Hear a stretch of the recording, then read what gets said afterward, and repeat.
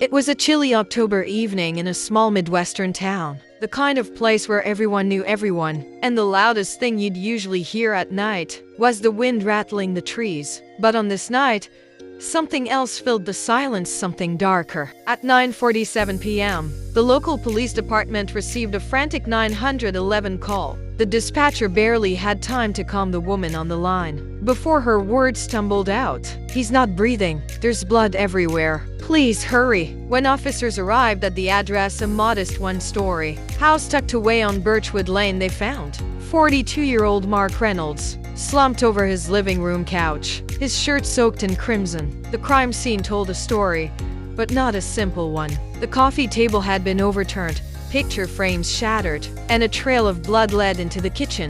At first glance, it looked like a violent burglary, but detectives soon realized something didn't add up. Expensive electronics sat untouched, cash in plain sight hadn't been taken, and the only missing item appeared to be a single family photo that had been stripped from its frame. The first shadow of suspicion fell on Mark's wife, Linda, who had made the call. Neighbors told police the couple had been arguing frequently.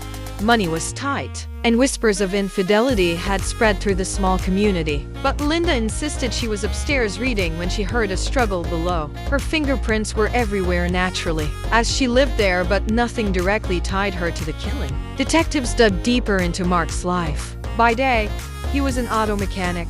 By night, he gambled hard. Records from a nearby casino revealed he owed thousands of dollars to men who weren't the type to wait politely for repayment. One name kept surfacing: Victor Vince Marino, a low-level enforcer with a reputation for making people disappear when debts went unpaid. Still, Marino denied everything. "If I wanted him gone," he told investigators coldly, "you wouldn't have found him in his living room." It was a chilling statement, half denial, half threat. Then came the twist. A search of the house uncovered a hidden drawer in Mark's garage. Inside, detectives found a stash of old letters and photographs, linking Mark to a woman from his past, someone named Claire. The discovery cracked the case wide open. Claire wasn't just an old flame, she was Linda's estranged sister. Suddenly, the missing photograph made sense. The killer hadn't taken money or valuables. They had taken the one image that could expose a forbidden relationship.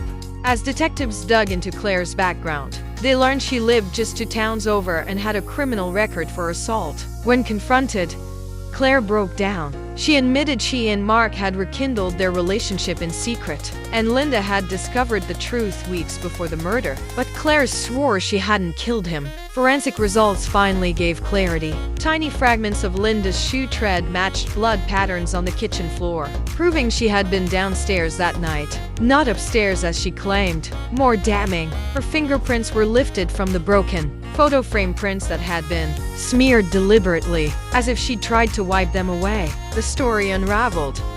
Linda had confronted Mark about the affair. A heated argument escalated into violence. In blind rage, she struck him with a heavy glass ashtray from the coffee table. Realizing what she'd done, she panicked, trying to stage the scene as a burglary. She removed the incriminating photo, hoping no one would uncover her husband's secret connection to her sister. But shadows always tell a story. The blood spatter, the footprints, and the missing photograph painted a picture far more honest than Linda's trembling words. Linda Reynolds was arrested and charged with second-degree murder. At trial, the jury deliberated only for hours before delivering a guilty verdict. She was sentenced to 25 years in prison. The case of Mark Reynolds became one of the most talked about stories in the town's history, not because of mob ties or mysterious strangers, but because the real monster was found within the home. And as detectives packed away the evidence, one officer reportedly said, "The crime scene never lies. People do."